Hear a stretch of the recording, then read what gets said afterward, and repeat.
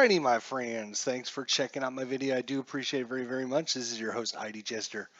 On the back of our previous episode where we discussed Chronicles of the Black Gate, book number 1, The Path of Flames, we're going to actually now get into book 2, The Black Shriving. Book 2 from Chronicles of the Black Gate. Again, if you haven't watched part 1, be sure to go back and watch that before you watch this episode, because we are going to be discussing some of the things I mentioned in the book review for The Path of Flames in this episode. So hopefully you watch them kind of back to back, you'll understand a little bit more about what I'm talking about, I think. So make sure you do that before you watch this one.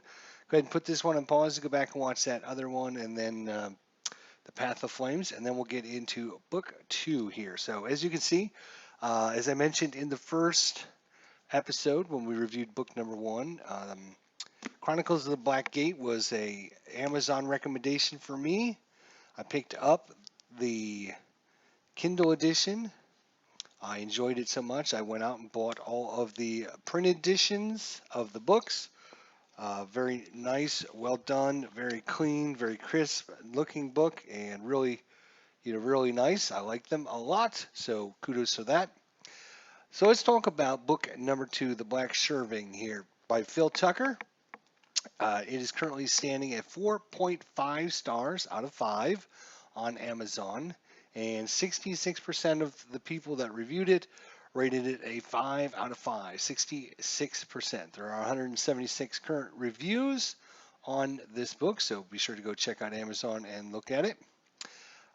This book is 499 pages for you to delve into. So, same format that we're going to do as the previous review. We're going to look at what I liked about the book, what I didn't like about the book, and then give you my overall rating. Again, we will be as spoiler free as possible. Not too much, I think, that we're going to actually talk about that's kind of spoilery, but there might be a few things, so just keep that in mind, but nothing that's going to spoil the story or anything for you. So, what I liked about book number 2, The Black Shriving, and first thing is, one of my complaints about the first book was there was a couple characters that weren't part of the main story, and they didn't really add to that story. Well, book two, oh, Phil Tucker, you're a mean, evil man, but book two takes, and you start to figure out what those characters, they now play a vital role in what's going on here in book number 2. So as I mentioned in my review for The Path of Flames, it's almost like they split one book up into 2, because I really think to get the full essence, you really need to read both of these books, because that way you'll have a better understanding about the main overarching story because of those side characters. And like I said, they do play a huge major part in what's going on in book number 2. Their stories start to delve into what's going on in the main storyline, and they definitely take a front seat in book number 2, which is good to know. So definitely, if you read book number 1 or thinking about it, I definitely pick up book number 1 and book number 2 and read them both before you make a decision on whether or not you want to continue with the series or not, because this one definitely has some elements in it that the first book didn't. All right, what else did I like about it? Number 2, and this is quite interesting. The characters suddenly change their views on a lot of things, including things as important as like ascension. Their views on ascension have kind of alter how people with different heritage should be viewed, instead of viewing them with the ascendancy, but view them as actual people. And then things that they thought might be true, they start to find out aren't true anymore, or their views of people that had come in the past and their feelings towards them are changed because of some of the things they find out during book number 2 here.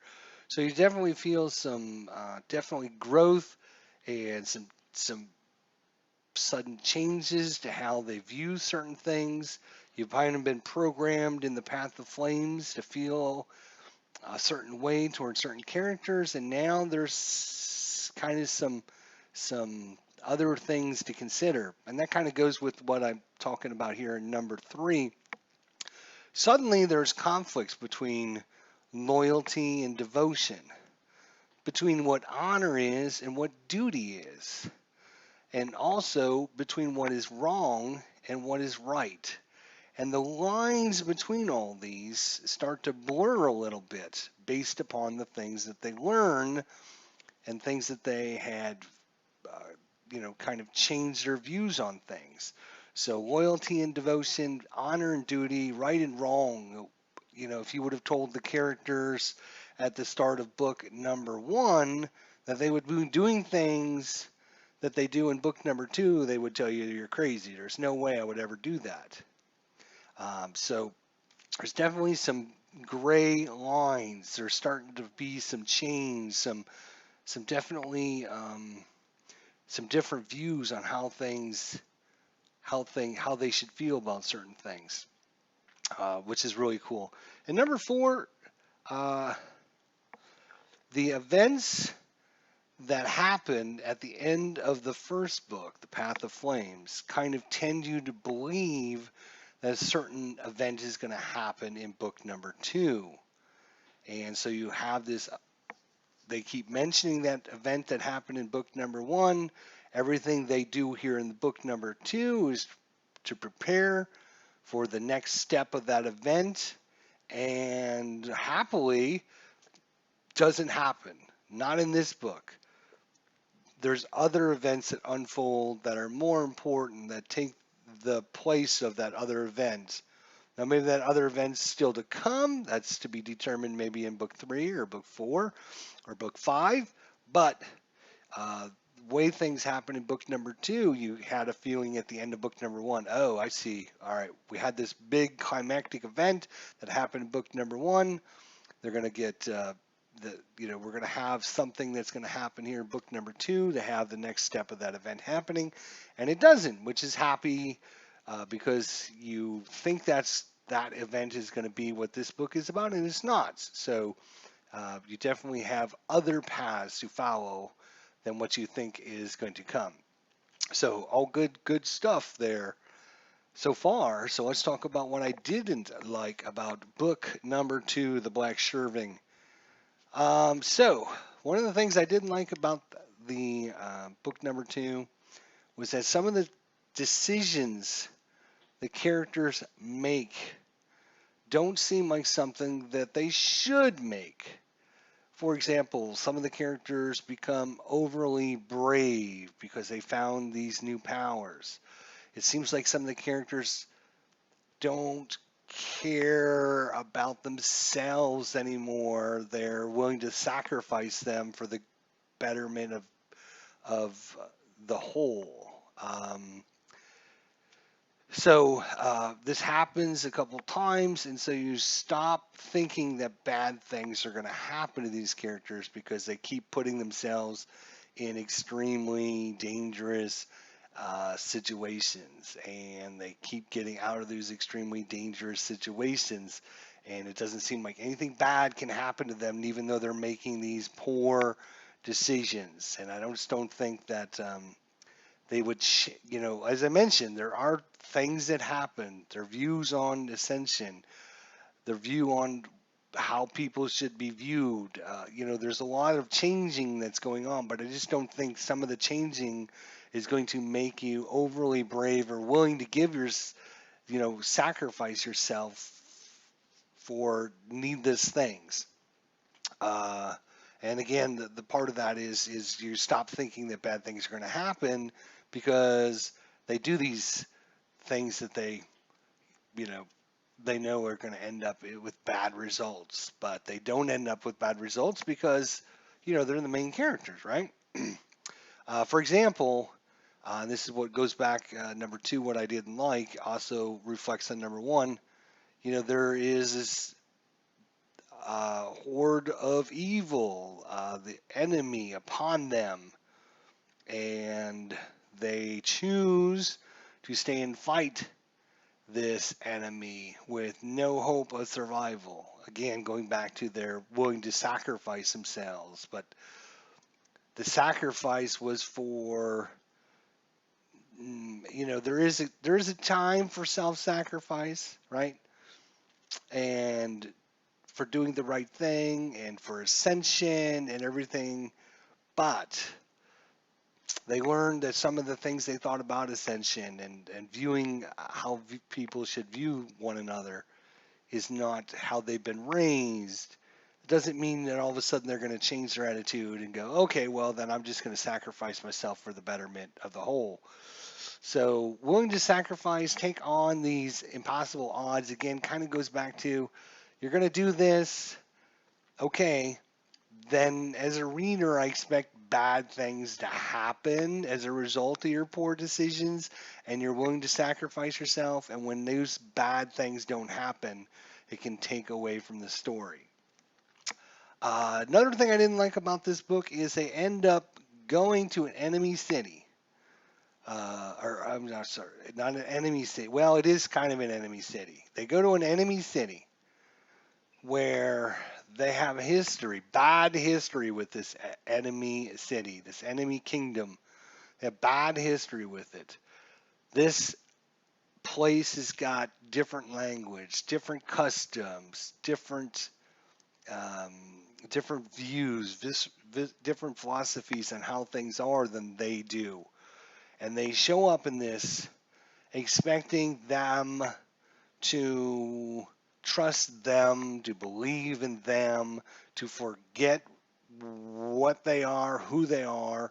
And again, without giving too many spoilers away, again, you just, the characters run into a few people that understand their language, which, okay, we in America, we have people that speak, French, and there's some people that speak Italian. So sure, you can do that, but it just so happens like the very first character they run into in this story, in this new city where they can't understand what people are talking about. Like one of the very first characters they run into can speak their language.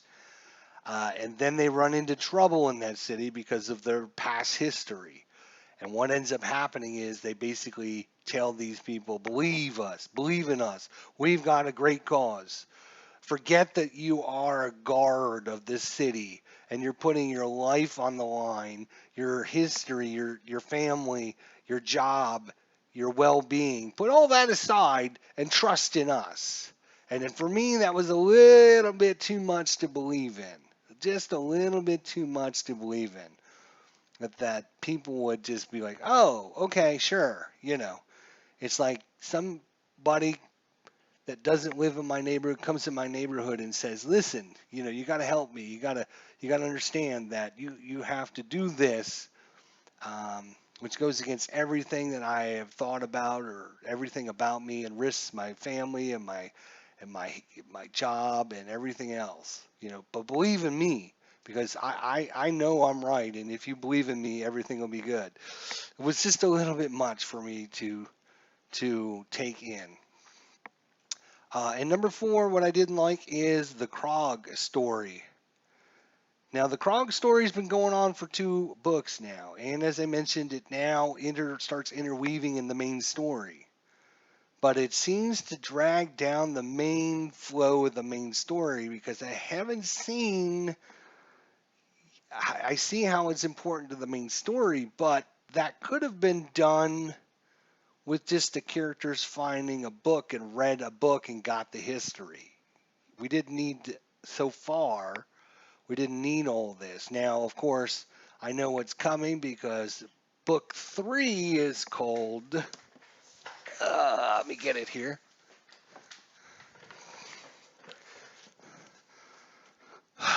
Book 3, The Siege of Abythus. And of course, it has the Krog on the front cover. So they're going to start being a major, and of course, the Siege. So it looks like, the big war is about ready to happen, and of course they're going to be a lot more important, but still all the backstory and the history of them and the story of how and what they are and how they come into being and all that stuff, it's maybe really important in the next book, but again, that could have been written into the next book. They could have overhashed everything. So there's a lot of this extra, I'm not going to call it extra fluff, but extra stuff that, they could have just laid out in the next book. I mean, there's this big long history about the main Krog guy and his story and his ascension and his views and the Krog's views on things and how he's going to change their views and make them one united force, and they're going to be able to, cause this great calamity on the world and the reasons behind that and all this stuff, which again is really good. It just seems like it takes away from the main story that's going on in the first two books, because yes, it's going to obviously happen in book number 3, which is going to be massive, by the way. It's a massive mammoth one, which is it's going to be over 720 pages, 719 pages. So it's going to be a massive one compared to the 500-page book here. But I just think that it drags down the story, takes away from it, too many chapters involved in it. And I just don't, I know it's going to be important, and understanding that stuff makes you feel for these characters, makes you feel for the Krog, it makes you understand their history, how their interrelationships are between the different tribes, their history, their godhood, their religious beliefs, and all that are definitely important.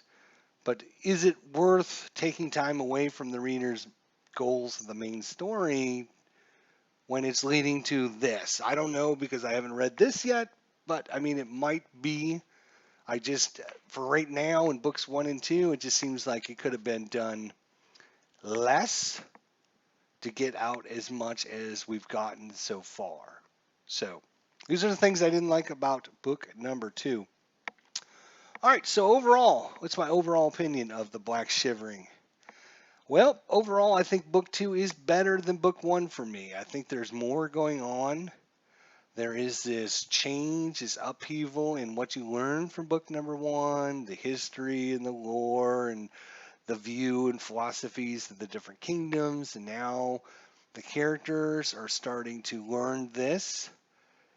And so the reader is starting to think about, well, how do you view loyalty? How do you view honor?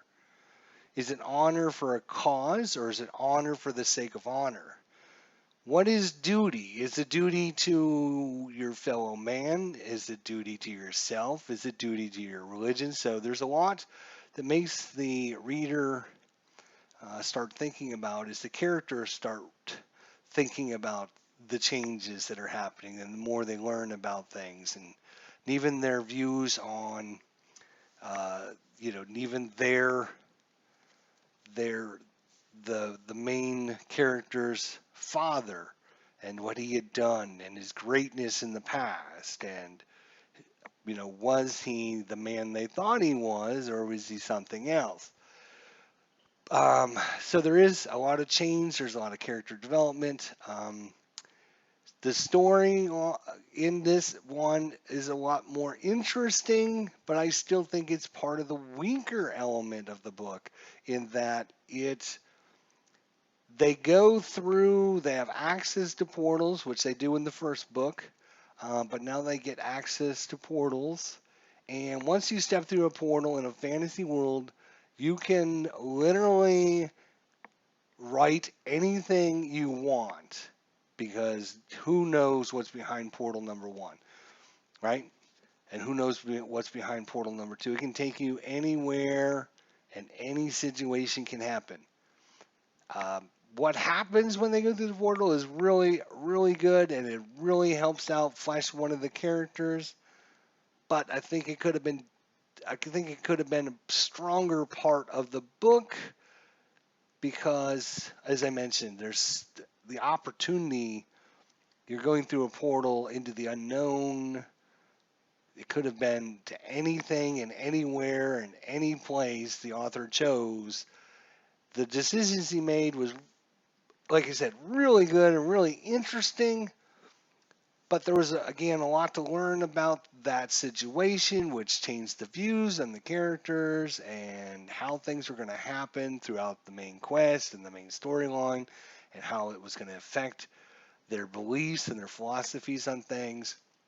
And really well done there, but it just seems like it was the weaker part of the story. I think it would have been better to spend more time not delving into that part of it, make that part of the book a little bit easier and simpler, and taking some of this where they go to the enemy kingdom and have to deal with that situation. When you squeeze both of those two huge parts in this brand new book, you kind of take half of one and half of the other, plus you have a little bit of what's going on with the Krog and his storyline, which is now more important to the main storyline. So, as I said, there's more going on in there. There's a lot of change and character development, but the weaker part of the storyline is now where the Krog, again, I don't think we need to know as much as we do need to know. And his story, I mean, you're basically going through this character's life day after day, just like all the other characters.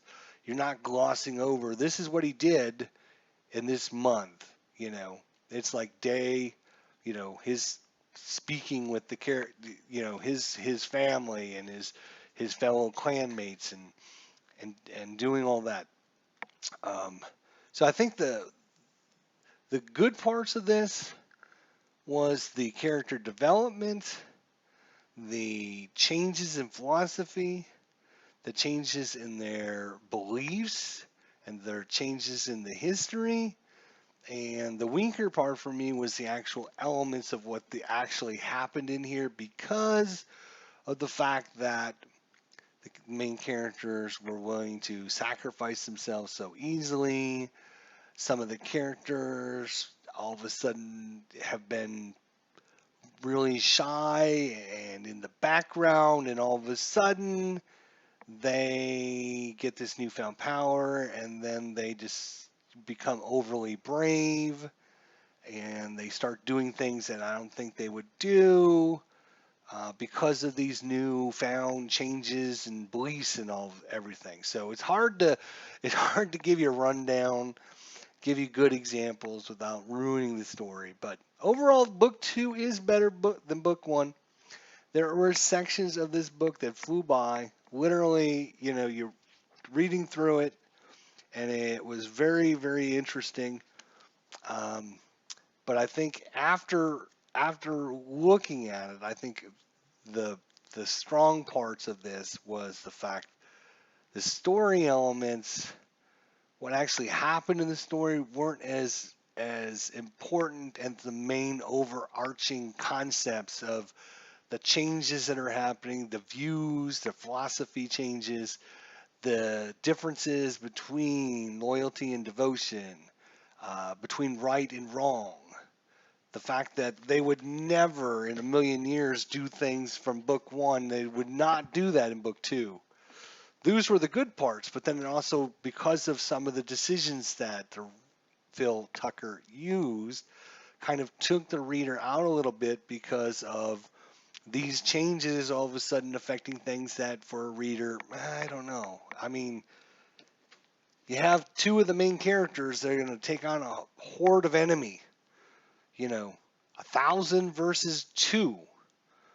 Very, very small chance of success, but they're willing to do it. They're willing to do it. Um, you know, ascending up the mountain, again, if you read book 2, you know what I'm talking about. But ascending up the mountain as a scouting mission, I can understand. But what ends up happening up there, I just don't understand. And the reasons behind it, why they went up there was good, and the reasons the writing, why they were up there was good. It's just the philosophy behind that. That's what I'm saying. The story element was the weaker part of this book for me. Even though it was better because there was more going on and there was more change and more character development. And as I said, there was just sections where the book flew by really quickly, page turning because you're definitely involved. This one took me a lot less time to read because of what was going on in the story. But in retrospect, the story elements I think were a little bit weaker in book number 2 than they were in book number 1 because some of the things just didn't seem feasible that the characters would do, and they're changing. Becoming brave, or okay, I'm going to leave you here in the den of evil because I've got something else to go do. Okay. It's just like, really, you would do that? I don't believe, for me, it's all about believableness in what the characters would do and say as the story unfolds, and even though it's a fantasy world and anything can happen, but making it that the characters would do sacrificing yourself after what had happened in book number 1 and knowing that you have more important things that you can do, but oh no, we're going to sacrifice ourselves. Just didn't seem like a good choice those characters would make for no reason. It wasn't like they were protecting the village. They weren't protecting, it wasn't like they were going to rescue the princess and had to slay the dragon. No, they could either choose to leave or they could choose to stay, and they chose to stay. So, bad decision marks, which took away from the whole element of it. But all in all, still, I think better than book number 1. I'm going to give it a 4.4, 44 out of 5 stars for The Black Shriving by Phil Tucker. Really well done. Still, even though I talk, about the things I didn't like, I like to explain those because I just don't want to say, oh, some of the decisions characters make didn't seem realistic, because when people hear that, they'll just put a negative. I want to explain what I'm talking about when I say that, so people understand the bigger core of what is going on and why I feel that way, instead of just saying that. But you do find out about these extra characters. There is a lot going on in how characters view things, their ascendancy, the way they feel against one another, uh, how you know how they look towards one another, um, everything that they've been told to them up to that point. You know, could it be a lie? The history of your religion. If you found out today, all of a sudden, well, that's not really what happened. Really, what happened is X, Y, and Z. Well, you can imagine what would happen, right? You could imagine how people would suddenly change and feel differently about the religion, and maybe how they'd feel against or negative or positive towards other people because of this. So, and again, kind of the other thing I really kind of, you have a bad history with this place. You show up there, you expect them to listen to you, become friends with you, align themselves with you, and believe in you over believing in themselves. And I find that a little bit too much for me as a reader to believe at this point. Maybe it'll get cleared up in book number 3, book number 4, book number 5. But some of these elements for me was really took away from a 5 out of 5 stars. So I'm going to take it down to 4.4. Definitely a good read. Definitely you get in this mode. You get in this. The way Phil writes things is awesome. He's an evil man in the way he does things sometimes.